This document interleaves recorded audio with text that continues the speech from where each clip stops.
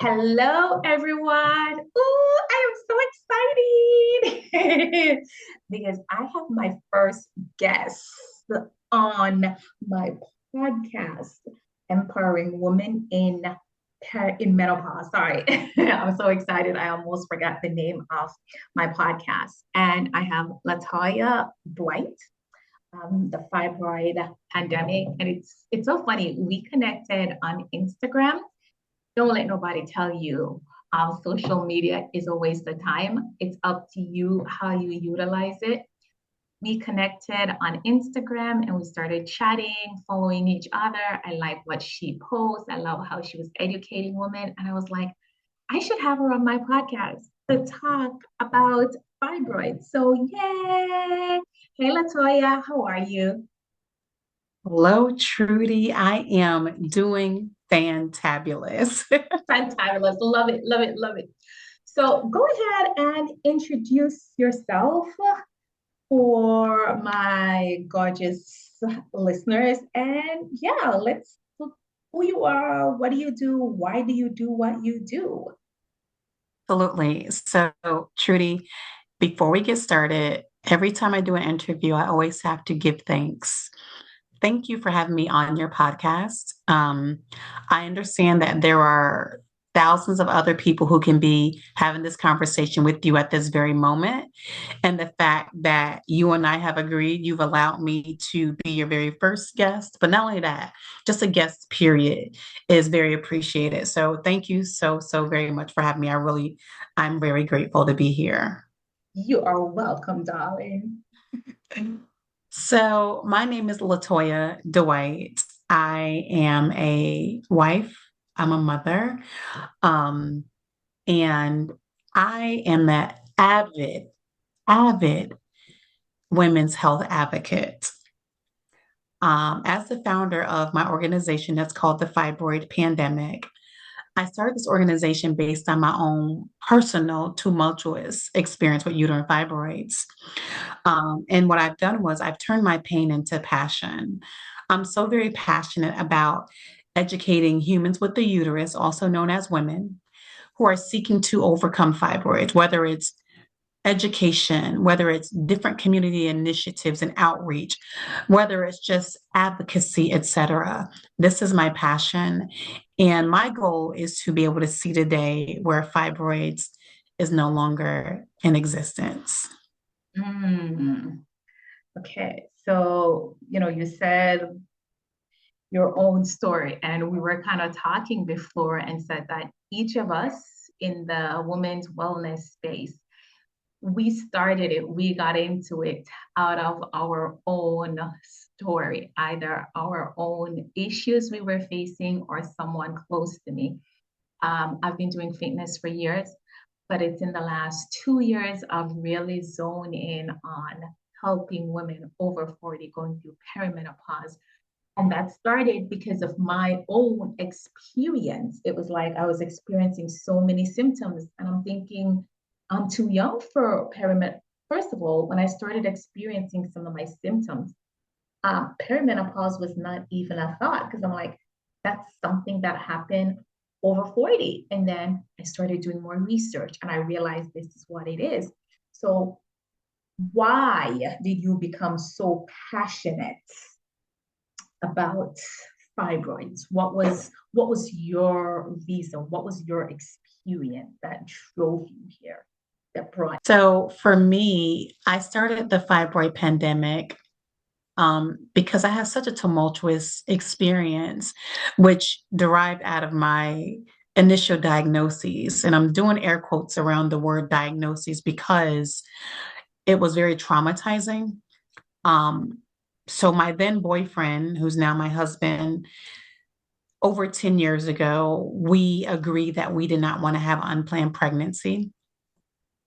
With the demanding, work schedule and my personal life, I knew that there would be a chance that I would forget to take the pill, and I wasn't very excited about trying anything else. So I had the Mirena IUD implanted. 5 years later, it needs to be removed. So I went to go get it removed. And my OBGYN, who I had been going to at that time for 12 and a half years, I always add the half because that time is very important as well. I had been going to her for 12 and a half years and she couldn't find the IUD to take it out to replace it. So she asked if I had removed it on my own, which truly I didn't know that that wasn't even an option. So I told her, no, I did not. And so she sends me to ultrasound. Ultrasound was in her office suite. It wasn't, she didn't see me across town. She didn't reschedule me. This is literally, hey, go down to the room right down the hallway and let us check via ultrasound. So I did. They performed a topical ultrasound, couldn't locate the IUD. So then they did a vaginal ultrasound. And the ultrasound tech was able to find it rather easily. And as I'm getting back dressed, she says, we were able to find the IUD. It looks like it shifted just a little bit, but we'll definitely be able to extract it. Go ahead and get back dressed. And as I'm getting dressed, she asks me, by the way, how are your fibroids coming along? Quote unquote, that was my official diagnosis. Girl, you should So have I, seen re- my hair whipped just now. What? so I look at her with this puzzled look on my face and I go, what is that? And she looked mortified. You can tell by her reaction that she spoke out of turn because at that very moment, Trudy, she must have realized that I had not realized or I was unaware that there were fibroids on my uterus. So very casually, she just tells me, "Oh, don't worry about it. The doctor talked to you about it a little bit more." So I get dressed, get in there with the doctor, and the doctor's looking at her computer, pulling up her calendar to bring up other dates. And as she's pulling up these other dates, I have like this puzzling look on my face, like she's giving me, what about this date? What about that date to come back? Because by that time, too much time had passed in my doctor's visit that they could no longer fit me in. So I needed to come back another day to reschedule the extraction of the IUD. So as she going through her calendar, I'm like, time out, doctor. Can we talk about those fibroids that your ultrasound tech just mentioned to me a second ago? Wow. So she pulls up her computer screen and she's like, oh, yeah, you have some rather large fibroids. And I'm like, okay. And she goes, do you plan on having any more children? And I'm like, well, I didn't know where this conversation was going. And I go, well, am I planning to have it? No, not necessarily. I mean, I just got engaged, but we weren't necessarily planning to get pregnant. But do I want to be able to? I don't know, maybe. But like, I was really puzzled by it. So she says, well, if you're not planning to have any more children and because of your age, I'll just recommend that you get a hysterectomy. And I go, wait. So by profession, I'm an employee benefits consultant and I negotiate major medical contracts with insurance carriers. So I know that a hysterectomy is a major surgery. And I said to her, wait a minute, like, how do we go from trying to extract my IUD to now a hysterectomy? And I always say that I don't know what it physically feels like to be in need of having a hysterectomy. I don't know what that physically feels like, but I would imagine that it probably does not feel very good. At that moment, I didn't feel unwell. I felt fine. So for her to recommend a hysterectomy, I was so puzzled and so confused. Like, wait, are you sure you're looking at the right records? Like, are you sure you're talking to the right person? Like, how do we go from extracting the IUD to a hysterectomy? And so I kept asking her, like, what are they? Like, I don't understand. Like, what do you mean a hysterectomy? And she's like, well, you're young and, you'll be back on your feet in no time. And at that time, I was in my early to mid 30s. This is well over 10 years ago. This is what, 13 years ago, 14 years ago. And so I was really confused and I said, well, what are they? Because she still had not told me what they were. She never said they are non-cancerous tumors of the uterus. She never said that approximately 70% of humans with the uterus, also known as women, will develop fibroids before age 50. She never said 80% are Black. She Mm. never said any of that. What she said to me was, they're like kudzu. So let us know about your upcoming event, Latoya.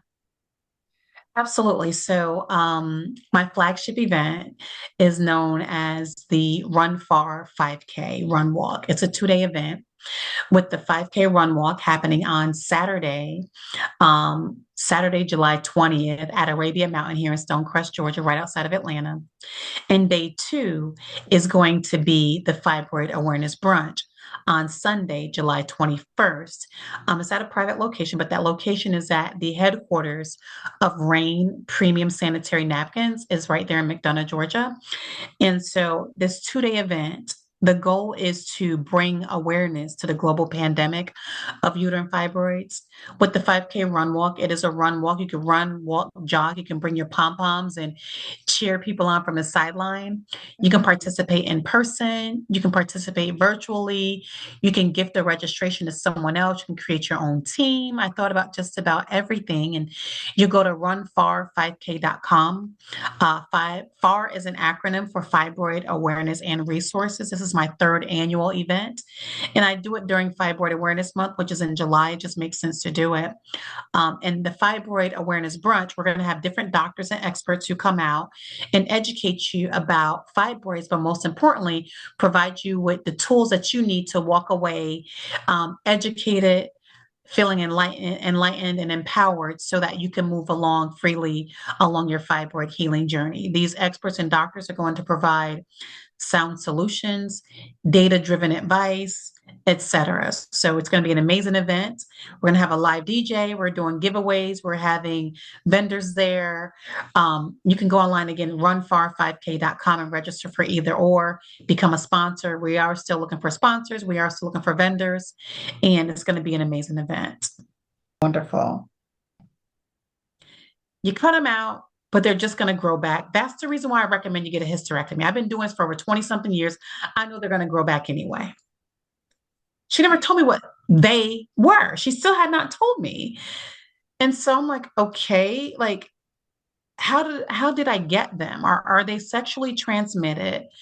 Is it in my DNA? Do you take the IUD out and they just disappear? Is there a pill that you can give me to make them go away? Like I don't understand. And she was just very casual and very cavalier about it, about the size and why she recommended a hysterectomy. And so I left feeling unheard. I felt abandoned. I felt confused. The emotional trauma. I get in the car and I call my boyfriend, again, who's now my husband. And I'm like, so the doctor just said I got fibroids. And he's like, well, what's that? And I wasn't educated enough to tell him what they were. So if you can imagine the added layer of stress and anxiety and disappointment and abandonment and confusion and frustration that added to what was supposed to have been a regular run-in-the-mill doctor visit to have an IUD extracted. I got I'm home. listening and I'm like, how did we go from a diagnosis to a hysterectomy so nonchalant in a few minutes? It's just like, oh, it's gonna rain. Pick your stuff up. Like, and you're standing here feeling disheveled and you're like, wait. And it's just like, oh, gosh. I'm not laughing because it's funny. I'm laughing because it's like, what? What? What? Oh, yeah, I am just as like so confused. It's just very mind-boggling, the whole entire situation. So, I mean, I went home and I was confused. And again, I still didn't have the tools. I didn't have the knowledge to even explain what was going on with my body. So I'm type A personality. I was extremely emphatic about not wanting a hysterectomy, no way, shape, or form. That was not an option. And a few days later, they called to schedule the hysterectomy. So hold on. You did not give an answer on the hysterectomy, a yay or a nay, or you did say you're not having it, but you didn't. But then they called still wanting to schedule it. called me a couple after being emphatic about not want, very clear about not wanting the hysterectomy, Trudy. They called me a few days later to schedule the hysterectomy. Oh my gosh. Okay. We're going to come back to that in a minute. So, Mm-hmm. what I want to ask you now. So, you had no idea what fibroids were because, your partner, your husband now was asking, and you even asked what caused it. You even asked the doctor, is it transmitted through sex? Like, because is it you've never heard of it before then, or you heard of it, but because it probably didn't affect you, you never really looked into it. What was your knowledge of fibroids upon till then? If there's a such thing as -0, that was my level of knowledge. I had no idea I didn't even know the term, if it was those fibroids, a fibroid, fibromyalgia. I didn't know what it was. I had I did hear of the word fibroid, but I had zero, zero information, zero knowledge about fibroids, no knowledge at all whatsoever. So let's define fibroids now that you know and you're helping other women. Because a lot of women, as you said, 70% of women will be diagnosed with it before they're 50. 80% will be Black women. So, what are fibroids? Fibroids are non-cancerous tumors of the uterus. They can grow inside the wall of the uterus. They can grow on the outside of the uterus. They can grow on a stalk type thing of the uterus. They can grow near the cervix, the base of the uterus. Statistically, about maybe 3 to 5% of fibroids will develop into cancer. It's very, very, very uncommon that fibroids will turn to become cancerous. Speaking of statistics, about 70% of women, as I mentioned a short while ago, humans with the uterus, women, they will develop fibroids. Typically, that happens during their childbearing age. We're talking between age 12 and age 50, about 70% will develop them. Some are asymptomatic, as I was, quote unquote. And I'll come back to that. And some have really, really, really bad, debilitating symptoms as well. Okay. So, you mentioned asymptomatic as you were. Did they ever figure it out? Because you've been going to the same gynecologist for 12 and a half years. Did they ever figure it out? Or were you able to ever figure out how long they were there before this hospital visit where you were just told, oh, yeah, you have fibroids. Let's carry on.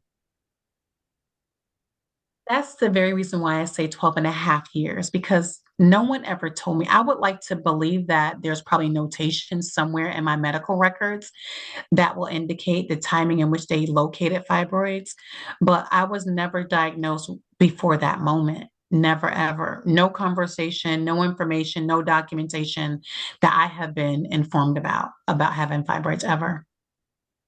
Okay.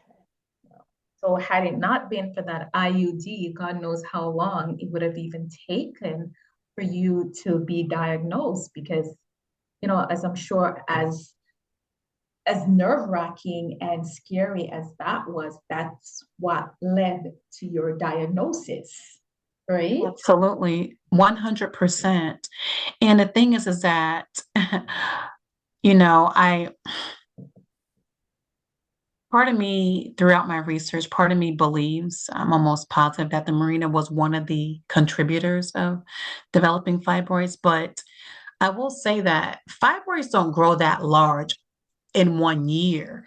So Mhm. by me going to her every single year, it's a possibility that I could have skipped a year here and there. I don't know.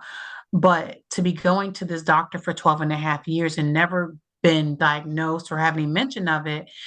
And then when she tells me about it, they're very, very large. I recommend a hysterectomy. Like you never seen them before now. They don't possibly grow that large in 1 year span. So why didn't we ever have a conversation about it? I I'm never curious. got answers. I'm curious, Latoya, do you still go to that doctor? Did you return after that visit? It just popped in my head to ask. Yeah, that's a great question. So to answer your question, I do not go to that doctor anymore. And yes, I did return to her one time after that to get the IUD replaced, to get the IUD extracted. One time and one time only. And when she went to replace it, I there were some complications. In full transparency, and I am an open book. There's no holds bar here with me. Um, in the most vulnerable position that a woman can be in at the OBGYN with your legs on stirrups and a bright light spotlight, right? She's trying to take the IUD out, and I hear, uh-oh. When I hear, uh-oh, I'm like, so I kind of glance around my knees and I'm like, they're like, no, you're just be still, don't move, don't move. I'm like, okay. And a few minutes later, Trudy, I started getting lightheaded. Now, you can imagine if you're in a lying down position on your back, flat, and you're getting lightheaded. Usually, when you are lightheaded, usually will lay down to regain consciousness. Mm-hmm. So for me to be becoming lightheaded while already lying down in a flat position, I knew something was wrong. Then at that moment, my bottom starts to get warm. And I immediately said, I'm like, what's wrong? I don't feel good. Something's wrong. So I don't feel right. My body, they're like, no, no, no, no. Lay down. Do not move. You lie there. The assistant runs out. They come back in, and I can't really see anything because I'm lying down. They're telling me, do not sit up, do not move. So, of course, I'm not moving because, again, I'm in the most vulnerable position I can be in. I don't want to cause any more issues, whatever that issue may be. Then she says to me, you're a difficult one, aren't you? I'm like, what? What are you talking about? She pops a tampon into my vagina and she tells me, here's a Coca-Cola, drink it and be still, don't get up.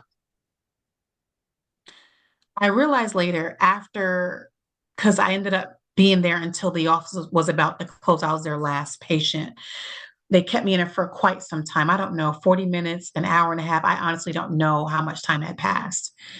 And they told me, okay, it's okay to leave now. And as I sat up, I saw like this massacre of blood that they had cleaned up while I was lying. I could hear all this commotion, but I didn't know what was going on. I see all this blood that they had partially cleaned up.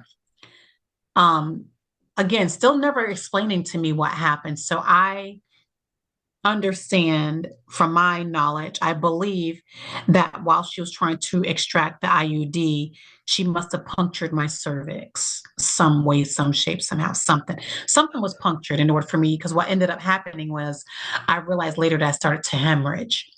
So the warmth that I told you a few minutes ago that I felt on my bottom, that was the hemorrhaging blood. So you can only imagine how much blood it was, how much blood I was losing in order for me to begin to get lightheaded while lying down. And they popped the tampon in me and told me to be still and not move and drink a Coca-Cola. Needless to say, I never went back to that doctor after that. Oh my gosh. I am I am I am speechless. And you had to go home after that. I Like, went home, never given any direction. Do I need to wear another tampon? Is my period on? Like, what happened? They never explained anything. They just said that we're having trouble getting the IUD out. And what she said after that, while they were, getting ready to dismiss me, was I'm going to need to have the IUD surgically removed. And I go, wait a minute. surgically? What do you mean surgically removed? This is like as simple as taking out a darn contact and popping a new and that's a little bit exaggeration, but it's very standard. So when I tell you that I'm like, wait, what are you talking about? Um, it was very bizarre. And so what I did was I reached out to an old friend of mine who reached out to a friend of hers who knew some doctor friends, and they referred me to a different doctor. I went to this other doctor who's actually my doctor now. Um, 10 years, 10 plus years later, they were able to extract the IUD rather easily. So I didn't have to have it surgically removed. Oh my God. So a surgery was suggested when you did not need it. Mhm. Oh, wow. These are And she stories. told me that the surgery was going to take place in a hospital setting. Not in a hospital setting. In a hospital, yes, in the hospital, not in her office where she made me hemorrhage. In Okay. the hospital. So again, that's a major hospital that's inpatient or outpatient. Typically, it'll be considered outpatient. If I have complications, it could then turn to inpatient, which can be very expensive. I didn't need it. I didn't need it. The other doctor was able to take it out. Hearing your story, it makes me wonder how many surgeries, how many hysterectomy were performed on women with fibroids unnecessarily, women who didn't have the fortitude to do their own research, women who simply trusted their doctors because, hey, it's my doctor. They have my interest at hand. I can trust them.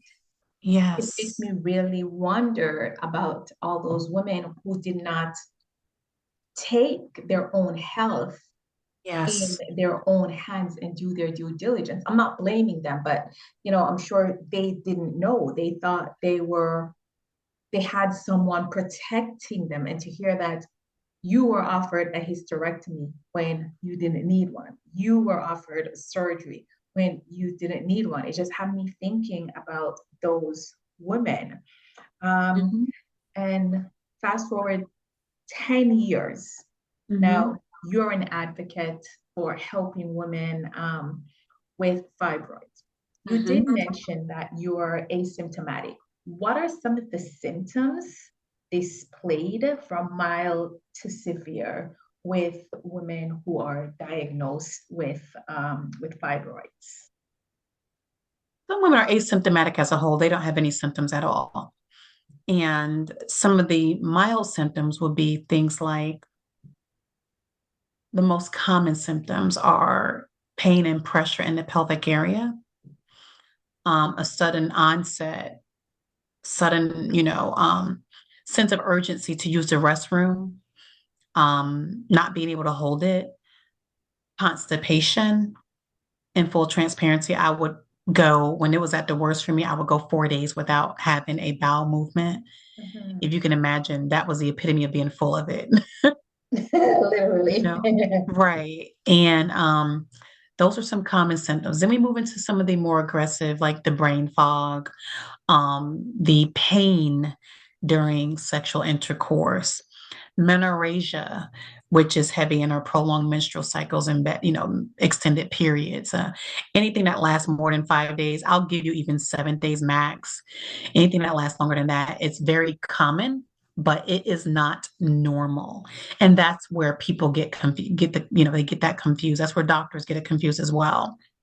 But also, having menorrhagia so bad to a point where you develop anemia, even to a point to where the anemia may require that you have to get blood transfusions. I know some ladies who are in their 30s who would get blood transfusions quite regularly to a point to where the emergency staff will know them by first name.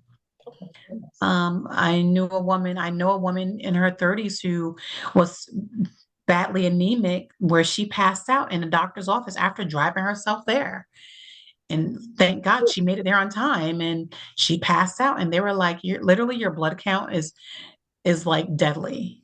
Those are some of the more serious.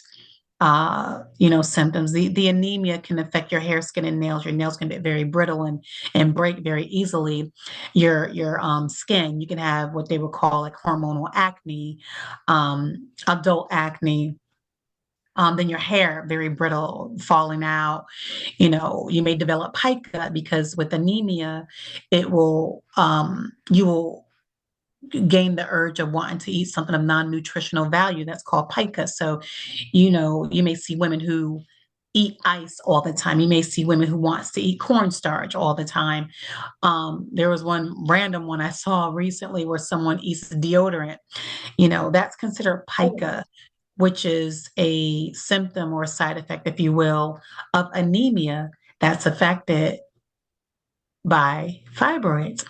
And some of the more life-threatening conditions that hardly anyone is talking about. I recently just started talking about this recently based on my own personal experience. I'm going to try to tell you without getting emotional.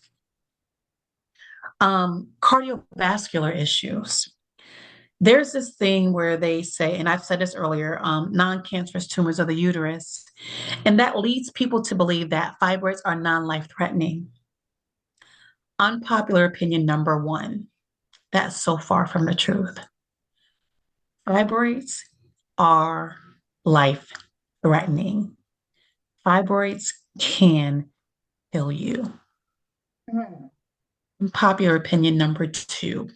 Going vegan is not a guarantee that you will not develop fibroids. I'll say that again. Going vegan is not a guarantee that you will not develop fibroids. And the reason why I can speak so strongly about both of those comments is because it happened to me. Fibroids almost killed me, Trudy. I had a minimally invasive procedure called uterine fibroid embolization in 2019. Remarkable results. It's also known as UFE. It's not a one size fits all, but it works for a lot of people. Some people it doesn't work well for. I had remarkable results. That was in 2019. In 2022, I started to have heart palpitations. I started to lose consciousness. We thought my palpitations would be so aggressive that we legit thought I was having heart attacks.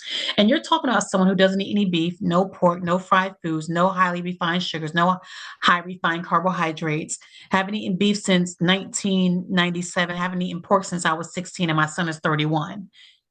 We're talking about someone who goes to the gym 3 to 4 times a week, who drinks a ton of water, maybe half gallon plus every single day. I make my own juice in my kitchen. I don't put any additives in it. I make my own smoothies, no additives. I allow it to make its own consistency. No almond milk, no juice. I let it make its own consistency. So I like to believe that I'm fairly healthy until fibroids taught me otherwise. Those palpitations I had, the loss of consciousness and passing out that I had, the tingling in my hands and my fingers, the swelling of my ankles and my feet when I walked, they felt like I had cinder blocks in my shoes. I felt heavy legged and my toes would be very tingling. And this went on from March of 22 until May of 23. My husband had to call the EMS, the emergency, the paramedics to my house 3 or 4 times, 2 or 3 times, just for us to get to the emergency room. And they prescribed me Xanax after doing a X-ray and MRIs and blood work and lab work and urine, all these other analyses. And it's telling me there's nothing wrong with me. Here's Xanax. You have anxiety. That went on from March of 22 until May of 23. They made me think I was going crazy.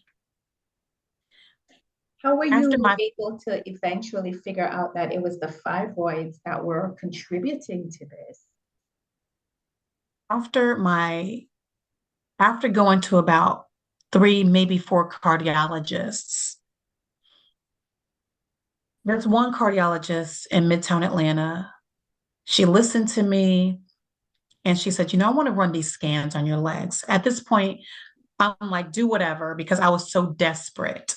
We're talking going to my OBGYN over and over and over and over and over, going to my general practitioner over and over, going to a gastroenterologist, a neurologist, a mental health therapist, going to all these different doctors over and over, wearing a heart monitor for over 30 days, having a transthoracic echocardiogram performed on my heart to figure out what's going on.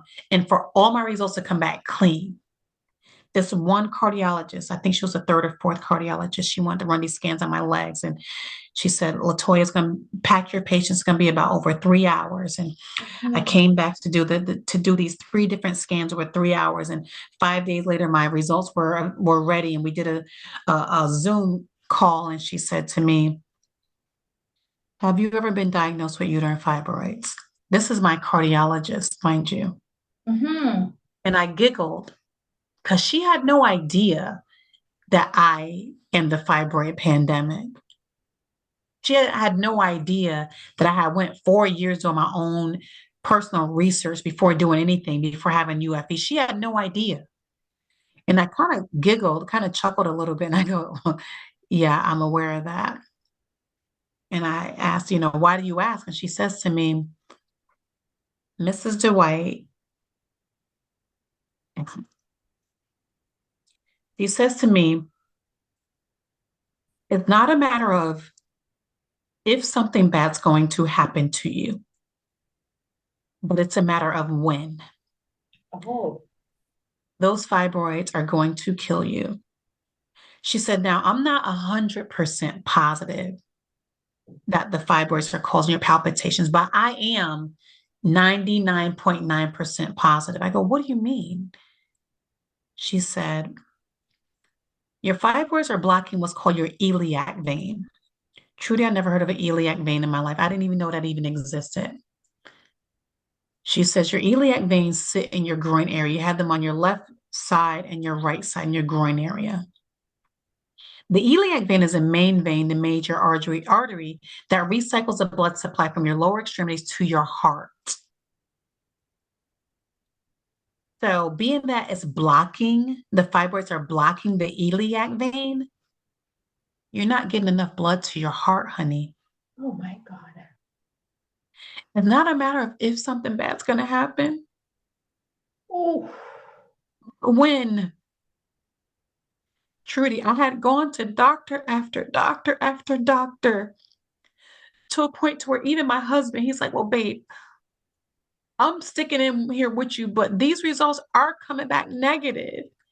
And I literally had to say, I'm like, you're right. I know. And I legit started thinking, am I going crazy? Like I knew what I was physically feeling was real, but it started making me second guess myself because there's a strong the mind, the power of the mind is remarkable. And so I started to think, well, am I mentally making myself sick? No, I wasn't.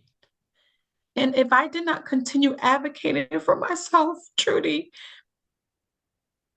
I did not continue fighting and questioning and doing more research and scheduling doctor visit. I was so desperate. I knew I was not right. My friend would talk to me on the phone, and my voice didn't even sound like myself. I couldn't think. And I do know that now hindsight is 2020.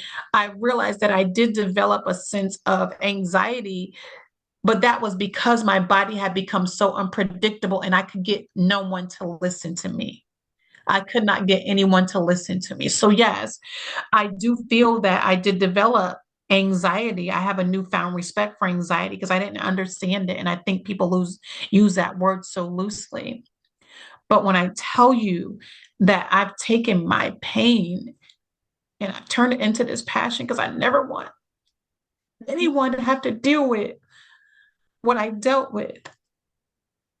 And so I've had to have the fibroid surgically removed.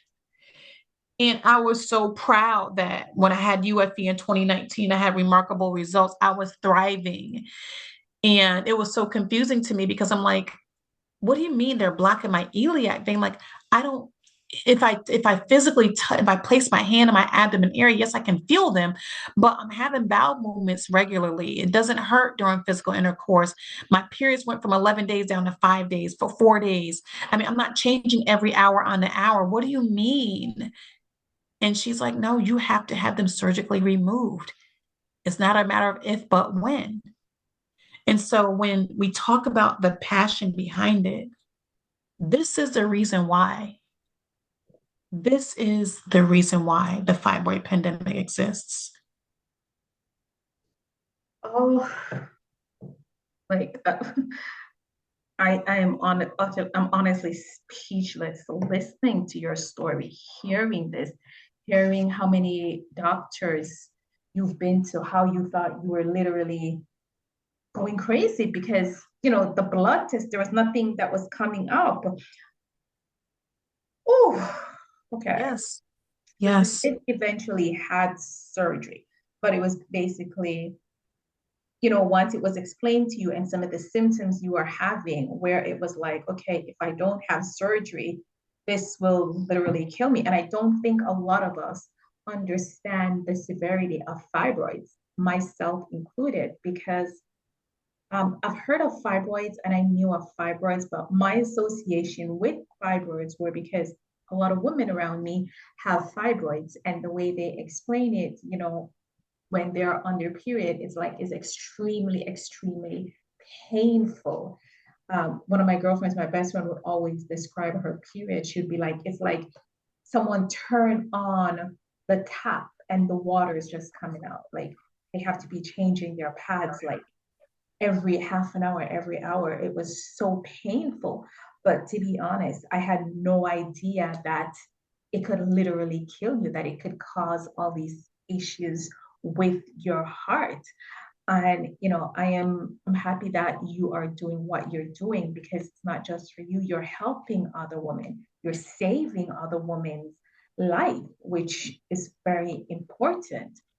Because, whenever I hear these things, I'm always thinking about how many women were misdiagnosed, how many women died because their doctors couldn't find something wrong. Meanwhile, they knew something was wrong, Yes. right? So, I wanted to ask, your husband has been supportive throughout this. What kind of advice or tips would you give to other women where they know something's going on with their bodies, but the tests are coming back that it's normal? That can also add strain to the relationship because you're anxious, you're stressed.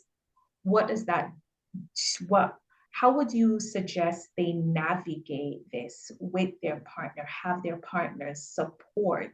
Because at the end of the day, whether we like it or not, whatever we're going through, we're experiencing, it is impacting the ones around us, the ones closest to us, right? Because we're changing, we're different. So it is going to have an impact on them. What are some of the ways you think their partners can support them during this? Yes. Number one, go into an understanding that you are not going to have all of the answers, but also understand that if your partner appears to be disconnected, uninterested, I really encourage you to try your best not to take that personal because it's very confusing for you. Just imagine how confusing it is for them. Mm-hmm. And not only that, a lot of the doctors don't give us the answers we need. So while you may be physically and mentally and emotionally going through this, it's very difficult for them to grasp it. It's very difficult. And I'm speaking from experience. My husband knew I didn't feel well, but one of the misconceptions about fibroids, another misconception is that you physically look well, you look fine. Mm. If you're not having accidents, if someone doesn't see you messing up your clothes, and if they're not seeing you passing out because you're anemic, you physically look fine. This is not like cancer where they can lose 100 pounds and they go from 250 down to 80 pounds. You look sick. This is not what fibroids look like. And so when I first started the fibroid pandemic, I'll say this really quickly. My tagline was, if fibroids were external, would you take them more seriously? If you look at my logo with the face of the woman, those little white things on a face exemplify external fibroids. If I had fibroids on my face and if I were bleeding profusely, would you take it more seriously? The answer is hell yes. Mm-hmm. So You're the next thing I would say, I'm sorry, go ahead. no, sorry. Go on, finish. The next thing I would say is to invite your partner into your conversation every chance you get, while also understanding that they're going to need boundaries at some point. But try to invite them as often as you can and give them as much details as you can. Again, you may not have all the answers, but it's helpful to not only articulate it, but to give examples and explain how you're physically feeling. That can help. Next thing I would say is to advocate for yourself. It's going to get to a point to where your partner may possibly be at their wits' end and they're just like, suck it up already. And I'm saying that because that's what my husband said before we were married. And because I would always be lethargic, right? Not understanding what was going on with my body. But you got to advocate for yourself. You got to advocate for it. Just keep pushing and pushing until, God willing, you will reach a doctor at some point who will listen to you. How But you did got to you find the doctor that listened to you, Latoya? How did you find your doctor that listened? What are some signs women can look for in a doctor who's taking their conditions, their symptoms serious and not simply dismissing them or just suggesting a surgery without an explanation? Because your doctor explained what was going on. Your doctor wasn't just like, oh, you need surgery. How does one find such a doctor? What are some things they should look for in a doctor who actually has their interests? Right. Well, for starters, go, reach out to the fibroidpandemic.com and I can definitely help you. But what I would say is, my cardiologist helped me identify what was going on with the symptoms that I was having. However, I personally did my own personal research for 4 years before doing anything after my initial diagnosis. Mm-hmm. I did yoga, I did qigong, I did a whole eat for your blood type diet. I did, breath work, sound therapy. I went vegan, I participated in several coaching programs. Some worked better than others. I did just about everything that I physically knew how to do before I even acted and took action on doing something more, which was the UFE. During that 4-year journey and counting, I met with several different, I think I had 4 second opinions, if you will. What's that called? Fourth opinions, I guess. Mm-hmm. And after every appointment, I would go back and do more research. I read medical journals. I read scholarly articles on my own. I pulled them up and read them. Some I understood, some I didn't, but I didn't stop. I kept pushing and pushing. And throughout that journey, I would learn something new from every doctor. Mm-hmm. And my one doctor, the one interestingly enough, who just did my surgery last year, she was one of the opinions, one of the consultations that I had scheduled. I remember her pulling out this piece of paper with about 10 different things listed on it. And that was the first time I saw probably half of them. I was like, oh, wow, I think I'm a big shot, been doing my own research. Oh, wow. I didn't know about these other 4 or 5 things. So I went back and read up on those. And I remember telling her, thank you for the consultation. I'm going to have UFE. I told her, several months later, weeks, whatever, I decided to have uterine fiber embolization. But if there's ever a time where I need to have surgery, My uterus is all yours. And it's amazing how you speak these words into existence because I came back and she had to do the surgery on me. But getting back to doing my research, I did my own research. My very last appointment that I had was with a doctor here in Atlanta who performed uterine fiber embolization, Dr. Littman's office. And at that consultation, I remember them saying to me at the end, are you okay? Do you feel like we helped you out? We answered any questions? And I was like, yeah, we're good. They're like, Mrs. Dwight, you didn't really need us. We don't feel like we really taught you anything. You already know all the answers to it anyway. And so that let me, I knew at that very moment, you know what, Latoya, congratulations. You did your due diligence. Now it's time to make a decision. Mhm. So having a doctor that provides options, having a doctor that you can talk to and talk through different scenarios, but it always boils down to what you want. So let's take into consideration if you want to have children, if you don't want to have children, what is your lifestyle? Do you travel a lot? Do you not travel a lot? Like these are things you need to take into consideration. How does your body respond to anesthesia when you go under? Do you want to have surgery? Are you open to having surgery? Are you afraid? Yes or no? Why? These are all the things you need to take into consideration. If you have surgery, can you take the time off of work? If you do you have disability insurance? Do you not have disability? Do you have a savings? There are so many things to consider. It's not just having one or two consultations. Okay, great, I'm going to do this. No, it's a whole conglomerate. It's a whole package of things that you must consider. So that's why having a doctor who listens to you, having a doctor who can provide options and consider every scenario that exists within your personal lifestyle is very, very critical. Mm, okay. Thank you so much for that. Yeah. Um, I just I usually get quiet when I'm learning a lot and listening to your story and how hard you fought for it, to be able to have these conversations and help. So tell us a bit more about the fibroid pandemic. What do you do with it? How do you help women? What kind of resources do you provide? How they can find you? Just tell us a bit more about it. So I want to start with the community initiatives. I have curated what I Hold call on, my flat. just I'm one sorry. second for you. Before you get into the community initiatives, what's the website again? Let us Okay. know. Yes. So you can find me on www.thefibroidpandemic. Okay. On that website, we have developed a provider directory, which we are having doctors sign up.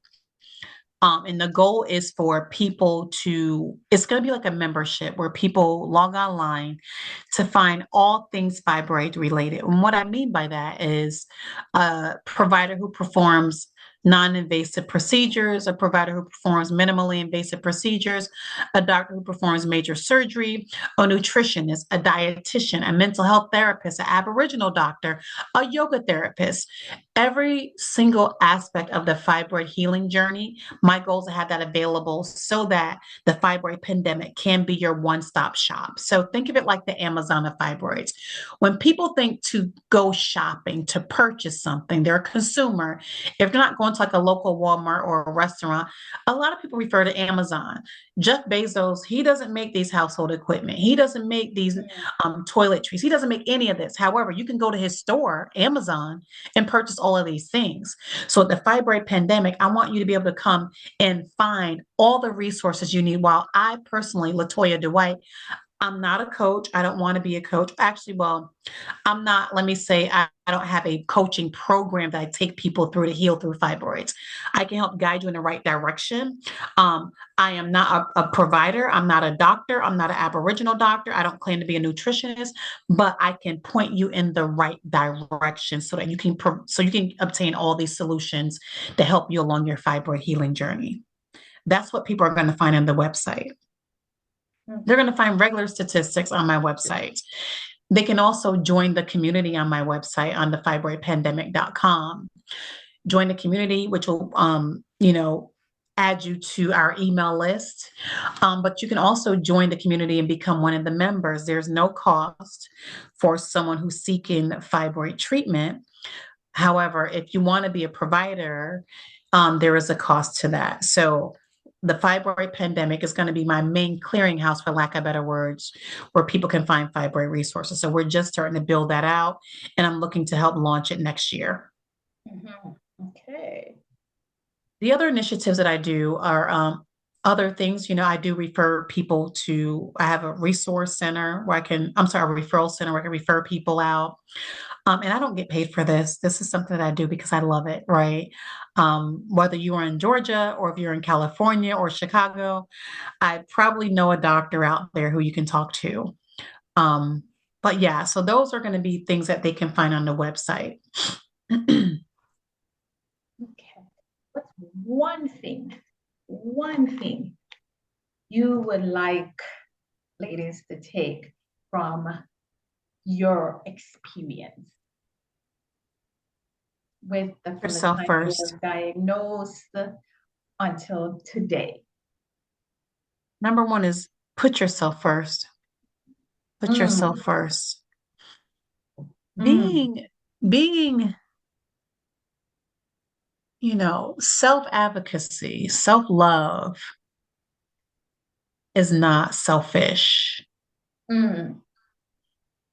And if You you're heard being that, ladies? selfish, Self-love and self-advocacy is not selfish. Sorry to interrupt you. no, I'm glad you repeated that. And I if it think is it's selfish, important because I work with a lot of women, right? mhm, Even before I started working specifically with perimenopausal women, it's like one of the biggest things was as women, we're nurturing, we're giving. We give to everyone else. And then whatever is left over, we give to ourselves. And at the end of the day, there's not much left over. And I think society has done such a great job of brainwashing us to have us think that if we take care of ourselves before others, then we're selfish. But at the same time, if you're not healthy, if you're not happy, if you're not good, how are you going to take care of the people you care about? If you're sick, you can't take care of anyone else, right? absolutely, 1,000%. And actually, to your point, Trudy, we become so accustomed and so programmed within our society that it requires that nothing's left in the tank at the end of the day for ourselves. And, I start my day filling my own tank in the morning. I start my day with positive affirmations. Anyone who knows me personally, my phone, my reminder, my clock goes off 7 days a week, 365 at 9 a.m. Eastern Standard Time with a reminder of my positive affirmations every single day. Mm. My day starts with doing breath work there are some days where I'll breathe myself back to sleep. But that's okay. I start my tank before I get in the shower, before my feet hit that floor. I fill my tank. So that will be number one, advocating for yourself. And if it is selfish, who cares? If you're upset at me because I'm taking care of myself, what are we really talking about? Mm. What is this friendship? What is this relationship really based on? If you are upset at me for taking care of myself, right? Mm-hmm. The other thing I would say is to understand, have conversations with your family members, understand your family lineage, and I say that because hindsight is 2020. After going through my research, I realized that my mother had fibroids, but back then they called them tumor surgery. She had tumor surgery. My mother in love had fibroids. My husband's godmother had fibroids and they had a hysterectomy. My nieces, who are in their 20s, have fibroids. About four of my closest friends, let's say out of 10 of them, about 4 or 5 of them either have fibroids now or they had fibroids. So have conversations with people in your close circle to understand what's going on. And it needs to start early. Let's not have these conversations when we get to college. Let's start these conversations in middle school. Talk to our grandmother, our auntie, our mother, our sister, our friends about your period. Are your periods heavy? Are you changing frequently? And full transparency, I'll tell you, I was quadrupling up. I wasn't doubling up, I wasn't tripling up, quadrupling up. I had to wear an ultra tampon, followed by a super pad, followed by absorbent underwear, followed by shorts, a pair of spandex shorts, and then followed by my outer layer clothing. I didn't understand what was going on with my body. And when I tell you, having those conversations to know what to expect, okay, a heavy period, a bad menstrual cycle, menorrhagia, a long extended period, it may be common, but it's not normal. So if you start having really bad periods at the age of 12 to where you're having accidents and it's lasting 10 plus days, that is common, but it's not normal.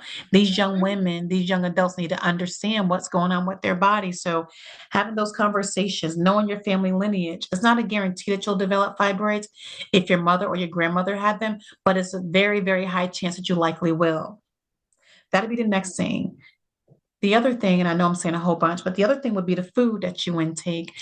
Some of the worst foods, if you have fibroids, I mean, we're talking about, refined sugars. I would say dairy products, things like red meat, fried foods, highly processed, refined carbohydrates, highly processed foods, anything that doesn't grow out of the ground, anything that's in the box, anything that's in the bag.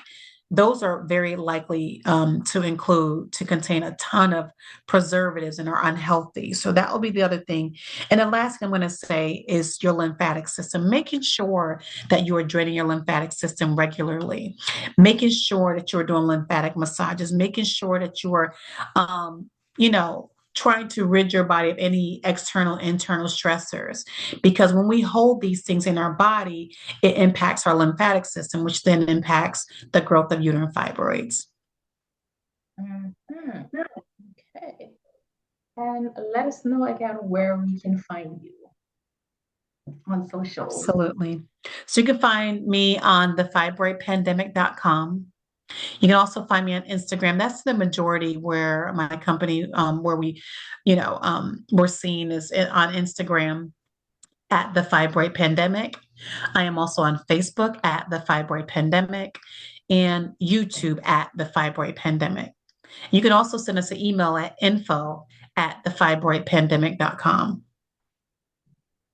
Okay, Latoya, I am so happy that you advocated for yourself, that you did not simply just do as the doctor suggested. You took your health in your own hands, and you're here with us today to help us, to help other women. All right. Thank you so much. Absolutely. It's a pleasure. I appreciate you. I hope you enjoyed the episode. And as I've mentioned before, my goal is to empower women in menopause. And by you sharing this episode with other women, like share it on your stories, then you will definitely be helping me help other women. So go ahead and share it on your stories. And please, when you share it, don't forget to tag me at Train with Trudy. Until the next episode, have a fabulous one.